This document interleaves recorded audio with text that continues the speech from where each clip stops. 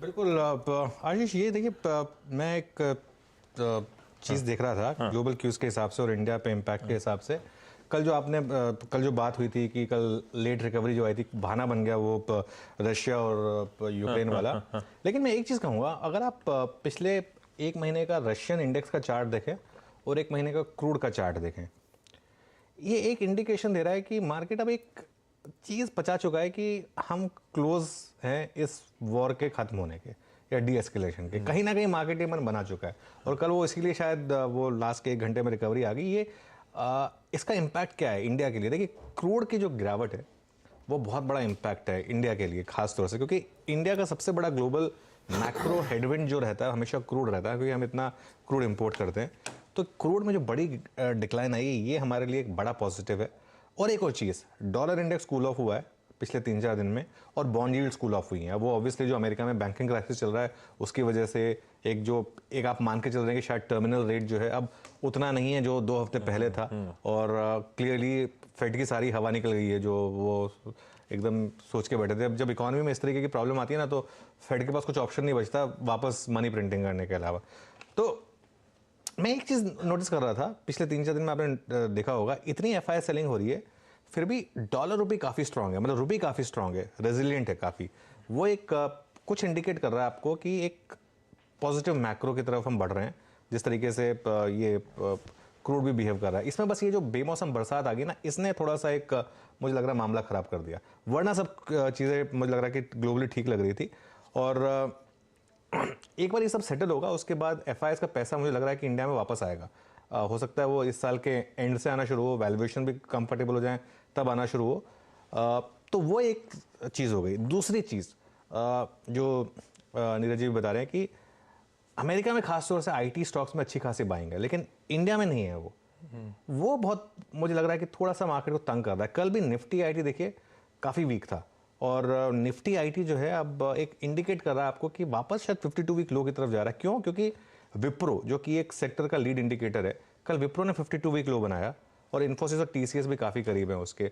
तो 2.5 साल में पहली बार ऐसा हो रहा है कि जो इंडियन आईटी और नैस्डैक के बीच में एक डाइवर्जेंस आ रही है। अब ये टेम्परेरी है या नहीं, इससे काफ़ी इंपैक्ट पड़ेगा। हम ट्रेड सेटअप में भी एक चीज़ और डिस्कस करेंगे कि कल ज़्यादा सेलिंग निफ्टी में थी बैंक निफ्टी के बजाय, तो थोड़ा सा यूएस में उल्टा हो रहा है। यूएस में मतलब आप old economy versus new economy देखेंगे और यहाँ पे new economy versus old economy देखेंगे तो एक कंप्लीटली डिफरेंट पिक्चर बन रही है। वो बहुत मुझे लग रहा है इंटरेस्टिंग बन रही है। लेकिन सबसे बड़ा ग्लोबल फैक्टर तो ऑब्वियसली वो रेट हाइक पर ही आने वाला है। जैसे नीरज जी कह रहे हैं 73% लोग मान के चल रहे हैं कि 25 बेसिस पॉइंट वो प्राइस्ड इन है, लेकिन कमेंट्री क्या होगी उनकी, आई थिंक वो मार्केट उस पर ज़्यादा रिएक्ट करेगा। वो क्या बोलने वाले हैं पावल साहब, स्पेशली ये जो रिसेंट क्राइसिस है इसको लेकर क्या बोलने वाले हैं? देखते हैं। अब वो बड़ा इवेंट सामने खड़ा हुआ है, कल रात हमें पता चलेगा और परसों सुबह हम लोग उस फेड के आउटकम पे रिएक्ट कर रहे होंगे। क्राइसिस पे क्या कैसे बदला है सारा कुछ अंडरटोन, कहाँ वो जॉब्स रिपोर्ट और कहाँ वो पावल साहब की टेस्टिमनी। हम 50 बेसिस पॉइंट्स की तरफ बढ़ गए थे, बैंकिंग क्राइसिस के बीच में कंफ्यूजन कि कहीं स्टेटस को या 25 पे ना रुक जाए। अब देखते हैं क्या होता है और कैसी कमेंट्री आती है और इस क्राइसिस को लेकर फेड का क्या कहना है। आई एम श्योर इस सवाल जवाब में ये सब चीजें आएंगी जब हम परसों सुनाएंगे आपको सब कुछ। लेकिन आज का ट्रेड सेटअप अब डिस्कस करने का वक्त। एफआईआईज ने कल फिर 2500 करोड़ रुपए कैश में बिकवाली करी, लेकिन डीआईज ने बढ़िया तरीके से मैच करा 2800 करोड़ रुपए की खरीद पर। उसमें लार्ज ट्रेड्स थे, HDFC AMC, UTI AMC, PVR, इन सब में लार्ज ट्रेड्स का भी कुछ हद तक वो इंपैक्ट स्क्रीन पे। पर वो सिस्टम में शॉर्ट्स 91.5, और जब मैंने कल डेटा डाला तो किसी ने कहा भाई 100 के ऊपर भी जा सकता है क्या ये? इंडिया में एटलीस्ट 100 के ऊपर नहीं जा सकता। और क्योंकि इंडिया में प्राइसेस नेगेटिव नहीं जा सकते, जैसे अमेरिका में तो बाकी जगह तो क्रूड एक बार नेगेटिव में चला गया, तो वहाँ तो मतलब 100 से ऊपर भी कई लोग 100 से ऊपर भी शॉर्ट होते हैं वो लेवरेज करके, जो 100% ज़्यादा होता है। इंडिया में एटलीस्ट वो नहीं हो सकता। Thank God for that. अच्छा, बहुत इंटरेस्टिंग होगा इसमें से कितना रोल ओवर होता है और कितना एक्सपायर हो जाता है, क्योंकि अब एक्सपायरी से हम ज़्यादा दूर नहीं है। आज नेक्स्ट वीक तो एक्सपायरी है, मंथली एक्सपायरी है। लेकिन हाँ, एक बहुत इंटरेस्टिंग चीज़ हुई, जो एफआई और डीआई के आंकड़े लगातार मैच कर रहे हैं। इंडेक्स फ्यूचर्स की सेलिंग में अब एनएससी ने एक बहुत अच्छी चीज़ की है। अब एनएससी सेग्रीगेट करता है, आपको रोज बताता है कि निफ्टी में क्या हुआ, बैंक निफ्टी में क्या हुआ और फिन निफ्टी में क्या हुआ। ऑब्वियसली फिन निफ्टी तो सिर्फ मंडे और ट्यूसडे को एक्टिव होता है क्योंकि वो एक्सपायरी होती है, उसमें भी सिर्फ ट्यूसडे को ज़्यादा एक्टिव होता है और उसमें भी ऑप्शन ज़्यादा एक्टिव होते हैं, फ्यूचर में नहीं होते हैं। कल इंडेक्स फ्यूचर्स में क्या हुआ, कल इंडेक्स फ्यूचर में 2000 करोड़ की सेलिंग हुई, उसमें से 1700 करोड़ की सेलिंग हुई निफ्टी में और 300 करोड़ की सेलिंग हुई सिर्फ बैंक निफ्टी में। तो और 2 दिन से लगातार आप नोटिस कर रहे होंगे कि बैंक निफ्टी लोअर लेवल से थोड़ी रिकवरी दिखा रहा है। हालांकि बैंक निफ्टी में मेरा व्यू ये है कि अभी भी 1,500 की डाउनसाइड ओपन हुई है चार्टिकली, लेकिन एटलीस्ट नियर टर्म में मार्केट को ये लग रहा है कि शायद वो जो यूएस बैंकिंग क्राइसिस था उसका इंडिया पे कुछ ज़्यादा ही नी जर्क रिएक्शन आ गया है, इस वजह से लोअर लेवल पर थोड़ी सी बाइंग आ रही है। तो ये ट्रेड सेटअप में कल का जो सबसे इंटरेस्टिंग पॉइंट था कि कल ज़्यादा सेलिंग निफ्टी में थी बजाय कि बैंक निफ्टी के। अब वो ले आते हैं लॉन्ग शॉट वाला ग्राफ, क्योंकि कल 21,229 शॉट ऐड हुए और अब हम कहाँ पर आ गए हैं, 1.93 लाख शॉर्ट कॉन्ट्रैक्ट्स। वो स्क्रीन पर आएगा आपके डेटा, वो देखिए, और ये ऑल टाइम हाई है अब शॉर्ट कॉन्ट्रैक्ट। ये देखिए वो अब जो पिछला ऑल टाइम हाई का शॉर्ट था उसको हमने क्रॉस कर लिया है। अब ऑब्वियसली ये अगले हफ्ते एक्सपायरी है तो ये थोड़ा सा रिकवर हो जाएगा मामला, लेकिन शॉर्ट कवर ही नहीं किया फैज ने, और ऐसा लग रहा है अब तो वो कह रहे हैं कि ठीक है कवर करने की जरूरत ही नहीं है, एक्सपायरी हो जाने दो, भले रोल ओवर भले ही ना करें। अब इसमें ये है कि रोल ओवर करेंगे या एक्सपायर होने देंगे। मेरे ख्याल से रिलीफ रैली तभी आएगी जब ये थोड़ा सा इसको मेरे ख्याल से बोलेंगे चलो ठीक है बहुत पैसा बना लिया हमने, अब इसको हम रोल ओवर नहीं करते हैं, जाने देते हैं। रोल ओवर का डेटा में भी एक और इंटरेस्टिंग चीज़ है, बैंक निफ्टी का रोल ओवर ज़बरदस्त पिकअप कर रहे हैं, तो वो सब बात करेंगे हम, लेकिन ये लॉन्ग शॉट तो बहुत ही इंटरेस्टिंग है। इससे एक चीज़ साबित हो गई मार्केट में आशीष, फिर से आप कभी भी किसी चीज़ को प्रीएम्प्ट मत करें। मतलब आप 70% में बोले अब शॉर्ट कवरिंग आएगी, 75% में बोले अब शॉर्ट कवरिंग आएगी, 80 पे बोला अब शॉर्ट कवरिंग आएगी, 85 पे कि ये तो रिकॉर्ड हो गया, 90 पे फिर। तो इसका कहने का मतलब क्या है, शॉर्ट कवरिंग आएगी, लेकिन जब आएगी तब प्ले करिए उसको, शॉर्ट कवरिंग के होप में मत प्ले करिए। आप कई लोग 17,200 300 से शॉर्ट कवरिंग की होप लगा के बैठे हैं, ठीक है ना। निफ्टी ने कल आपको 16,850 का भी लेवल दिखा दिया। अब क्या ये 16,500 तक जा सकता है, वहां से कवरिंग आएगी, 16,200 पर जाके वहां से शॉर्ट कवरिंग आएगी, 15,800 पर जाके वहां से शॉर्ट कवरिंग आएगी। कहने का मतलब ये है कि अगर 1000 पॉइंट की शॉर्ट कवरिंग भी आएगी तो कहां से आएगी, ये इंपॉर्टेंट है लेवल। वो शॉर्ट कवरिंग आ जाए ना, जब वेट कर लें, पहला एक दिन देख लें जिसमें एफआईएस ने फॉर एग्जांपल 92% सीधा 83% पर आ गया मान लो एक दिन, फिर आप जाइए लॉन्ग, फिर आप कहिए अब शॉर्ट कवरिंग शुरू हुई है, अब अच्छी वाली शॉर्ट कवरिंग होगी, उसका वेट करिए, एक रैली का वेट करिए, एक रैली का सस्टेन होने का वेट करिए, उसके बाद आप उसमें बाइंग करिए। उससे पहले प्रीएम्प्ट मत करिए, क्योंकि एज ए ट्रेडर आप प्रीएम्प्ट नहीं कर सकते। अगर आप प्रीएम्प्ट करेंगे तो मार्केट आपको बहुत मार लगाएगा, अगर आप मार्केट को रिस्पेक्ट करेंगे तो मार्केट आपको फिर प्रॉफिट कमा के देगा। ये है मेरे ख्याल से आज का ट्रेड सेटअप। इंडेक्स ऑप्शंस में कोई बहुत ज़्यादा कुछ चेंजेस है नहीं, पुट कॉल रेशो भी कुछ बहुत ज़्यादा चेंज है नहीं, 0.83 वर्सेस 0.87। ब्यूटीफुल, ये हो गया आज का मंगलवार के लिए ट्रेड का सेटअप। कल आपने शुरुआत में बताया था सोना और बिटकॉइन उछल रहे हैं, और ये क्या बताता है, क्या लगता है, सबसे पूछा था आपने, उस पर एक बहुत ब्यूटीफुल रिप्लाई आया था, पता नहीं देखा नहीं देखा आपने। जो सोना और बिटकॉइन उछल रहा है उसने एक ने रिप्लाई करा, ईदर बी कंजर्वेटिव और irrational, middle path is dangerous. Equities का नहीं ठीक है भाई, या तो बहुत कंजर्वेटिव है तो गोल्ड उछल गया, बहुत इरैशनल है तो बिटकॉइन उछल गया। हम लोग लॉजिक के साथ इक्विटी में घुसे वो वहीं मार खा रहे हैं।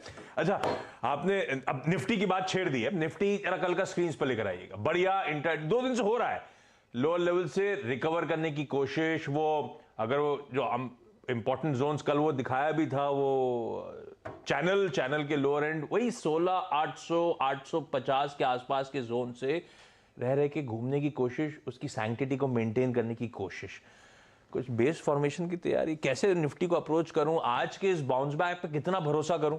अच्छा आशीष, ये निफ्टी की बात करूं मैं इससे पहले, सिंस आपने वो ट्वीट की बात कर दी, मैं ये चीज़ें ना ट्विटर पर क्यों डालता हूँ, क्योंकि जो नेक्स्ट जन है ना उससे बहुत कुछ सीखने को मिलता है। जैसे आपने बोला कि या तो अग्रेसिव या कंजर्वेटिव मिडिल पाथ नहीं है, उसका मैं आपको एक एग्जांपल देता हूँ। आपने और मैंने दोनों ने वो जब स्कूल में थे तो वो कहानी पढ़ी थी, वो टोर्टोइज और वो खरगोश वाली, ठीक है।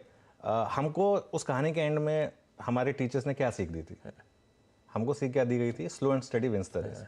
हम यही माइंडसेट लेकर बड़े हुए थे कि slow and steady wins the race. अब नेक्स्ट दिन की बात होती है तो फॉर एग्जांपल मेरा एक भतीजा है, मतलब उसको ये कहानी सुनाई, उसको मैंने बोला कि तुम्हें क्या सीख मिली इससे, तो मैं ये एक्सपेक्ट कर रहा था कि वो बोलेगा कि slow and steady wins the race. उसने बोला कि आपको रेस करनी चाहिए अपने लेवल के लोगों के साथ, वरना आप बोर हो जाओगे। मतलब वो सोच है, एक अलग सोच है। तो जो आजकल की नेक्स्ट जन है ना, उसकी सोच अलग है, और इसके लिए ये सोच जो है ना बहुत अच्छी लगती है मुझे। तो इसके लिए मैं इस तरीके से डालता रहता हूँ ताकि कुछ सीखने को मिले।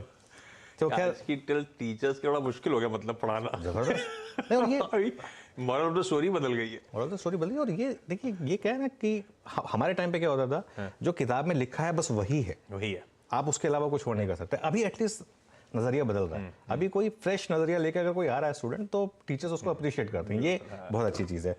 चलिए खैर, हम निफ्टी पर आते हैं। देखिए, निफ्टी में टेक्सचर बहुत क्लियर है। फर्स्ट हाफ में सेलिंग और सेकेंड हाफ में शॉर्ट कवरिंग, ये रोज हो रहा है। और शॉर्ट कवरिंग क्यों हो रही है? क्योंकि जो शॉर्ट है उसको लग रहा है कि ठीक है, अगले दिन जो भी है मार्केट वापस शॉर्ट कर लेंगे। मतलब एक कॉन्फिडेंस है शॉर्ट के पास, इसके लिए शॉर्ट जो है वो कवर करके नहीं जाता, अगले दिन के लिए सोचता थोड़ा एम्यूनेशन बचा लें। टेक्सचर अभी भी बहुत क्लियर है, सेल ऑन रैली, लेकिन नीचे कवरिंग करिए। मतलब नीचे आप नहीं बेच सकते, नीचे आपको कवर करना पड़ेगा। आज के लिए मैं बहुत एक आपको 3 लेवल दे रहा हूँ डिस्कस करने के लिए, 17,066 से 17,146। और इन दोनों लेवल्स की मैं सिग्निफिकेंस बताऊंगा क्यों। इन 2 लेवल्स पर आपका निफ्टी का सेल जोन है और स्टॉप लॉस है 17,185। अब ये क्यों? 17,066 की सिग्निफिकेंस समझ लीजिए, कल का ओपन हाई बहुत एक बेरिश इंडिकेशन होता है। कल 17,066 का ओपन हाई था। 17,146 फ्राइडे का हाई लेवल। तो लास्ट 2 दिन के जो हाई लेवल्स हैं 17,066 से 17,146, ये सेल जोन है। और 17,185 मैं क्यों बोल रहा हूँ? क्योंकि 17,000 और 17,100 का जो कॉल राइटर है, उसका जहाँ सबसे ज़्यादा कॉल राइटिंग हुई है, उसका मैक्सिमम पेन जोन जो है वो है 17,185। 17,185 के ऊपर जाने पर वो कॉल राइटर कवर करेगा, उसके पास ऑप्शन नहीं होगा, रिगार्डलेस ऑफ जो आपने थॉट प्रोसेस है। और इन जोन में अगर आप शॉर्ट करें, प्रॉफिट कहाँ बुक करना है आपको? 16,800 से 16,850। कल भी हमने ये बात की थी कि शॉर्ट अगर आप कर रहे हैं तो इस लेवल पर एक बार शॉर्ट कवरिंग करें, क्योंकि लेवल डिफेंड होगा कुछ टाइम तक। लेकिन अब स्लाइटली लॉन्गर टर्म बात, 16,800 पर सबके स्टॉप लॉस हैं पोजिशनली। सबको लग रहा है कि 16,800 तो नहीं टूटेगा, तो 16,800 टूटेगा। मतलब हो सकता है मार्च में टूट जाए, हो सकता है अप्रैल में टूट जाए, हो सकता है मई में टूट जाए, लेकिन 16,800 के टूटने का बड़ा खतरा है। और वहाँ से फिर और 500-600 पॉइंट निफ्टी के गिरने का खतरा है, क्योंकि ये एक पोजिशनली मार्केट को वीक कर देगा। लेकिन फिर वही चीज़, हर चीज़ वन लाइन में नहीं होती, और आपको लेवल्स का जो है इंट्राडे ट्रेडर को रिस्पेक्ट करना बहुत ज़रूरी है। ये हो गए लेवल्स जो आपको वॉच आउट करने की जरूरत। ये हो गई आज की निफ्टी का अप्रोच। निफ्टी बैंक के लिए आपने कहा एक शेड बेहतर, और वो इंडिकेट करा आपने वो कैसे निफ्टी बैंक निफ्टी फ्यूचर्स में जो सेलिंग का मैग्नीट्यूड काफी नीचे था, और हम मोटा मोटी वो 39,000 के आसपास के लेवल्स, 38,900 के आसपास लेवल्स को रह के डिफेंड करने की कोशिश कर रहे हैं। क्या अप्रोच रहेगा? एक शेड बेहतर मतलब क्या करना है इसमें? एक शेड बेहतर इसलिए भी क्योंकि टेक्सचर जो था बैंक निफ्टी का कल, जिन स्टॉक्स ने रिकवरी लीड की, आईसीआईसीआई बैंक और एक्सिस बैंक, इसके दम पे रिकवरी आई थी, ठीक है ना। और ये क्योंकि कॉर्पोरेट बैंक्स हैं, ये सेंटिमेंट इंडिकेट करते थे कि एचडीएफसी बैंक आजकल ना वो न्यूज़ फ्लो के ऊपर चलता है, एचडीएफसी बैंक और कोटक। लेकिन आईसीआईसीआई बैंक, एक्सिस, और उसमें एक और जोड़ दूंगा मैं एसबीआई। हालांकि एसबीआई में इतनी रिकवरी नहीं आई थी, लेकिन आईसीआईसीआई और एक्सिस में जिस तरीके से रिकवरी आई थी, वो कल जिस तरीके से डे हाई पर बंद हुए थे, ये एक बड़ा पॉजिटिव था मार्केट के सेंटिमेंट के लिए। तो मैं आज सबसे पहले तो इन 2 स्टॉक्स पर नजर रखूंगा कि ये रैली सस्टेन कर रहे हैं या नहीं कर रहे हैं। कल डीलिंग रूम में भी यतिन ने बोला था कि डीलर्स ने एक्सिस बैंक में भी बीटीएससी सजेस्ट किया था। तो क्या आज अगर ऊपर खुले तो क्या यहाँ पर सेलिंग आएगी आईसीआईसी और एक्सिस में? ये भी एक इंपॉर्टेंट पॉइंट होगा। लेकिन एक चीज़ है बैंक निफ्टी में जो मुझे प्रॉब्लम दे रही है कि वो बार बार 200 डे मूविंग एवरेज से घूम रहा है, एग्जैक्ट 200 डे मूविंग एवरेज। और इस समय 200 डे मूविंग एवरेज है 39,650 पर, और आज क्योंकि लग रहा है कि एक गैप अप होगा और हमें 39,361 पर, तो मुझे लग रहा है कि 39,550 से 39,750 ये एक जोन है आपके पास 200 पॉइंट का, इसमें आपको शॉर्ट करना है। और स्टॉप लॉस आपको लगाना है थोड़ा सा डीप 39,915। 39,915 की सिग्निफिकेंस 15 मार्च की अगर आप कैंडल देखेंगे, जहां पे बैंक निफ्टी की एक बड़ी बेरिश कैंडल बनी थी, उसका हाई था 39,915। तो अगर 39,915 को नेगेट करेगा तो थोड़ी सी कवरिंग आएगी। इसके लिए 39,915 मेरे ख्याल से वहां पर आप स्टॉप लॉस लगाएं। और कवरिंग का जोन फिर वही 38,900 से 39,100। पिछले 3 दिन का बैंक निफ्टी का लो देख लीजिए, लगातार इसी रेंज में रहा है, 38,900 से 39,100 में शॉर्ट कवरिंग आ रही है, शॉर्ट कवर प्रॉफिट आ रही है, जो भी कह लें आप, वो आ रहा है। अगर आपको लेकिन पोजिशनली बाय करना है आशीष, तो वेट करिए 40,000 क्रॉस होने का, 40,000 क्रॉस होकर उसके ऊपर सस्टेन करने का, तभी बाइंग टिकेगी, वरना बाइंग टिकेगी नहीं। जो भी रैलीज आ रही है सारी की सारी शॉर्ट कवरिंग है, प्योरली शॉर्ट्स को लगता है कि बहुत पेन हो गया सिस्टम में, अब थोड़ा कवर कर लेते हैं। तो ये आज मैं जिसे कह रहा हूँ, क्योंकि आज इंपॉर्टेंट दिन है, आज मैं थोड़ा लेवल्स को सैक्रोसैंक्ट मान के ये सारे के सारे लेवल्स डिस्कस कर रहा हूँ आज।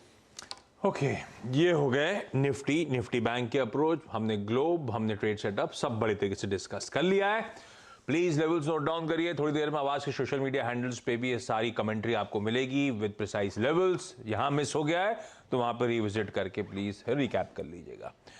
सीएनबीसी आवाज का आज का मंगलवार का मॉर्निंग पैनल आप लोगों की स्क्रीन पर आएगा। ये तमाम एक्सपर्ट्स हैं जो आज के दिन मंगलवार के दिन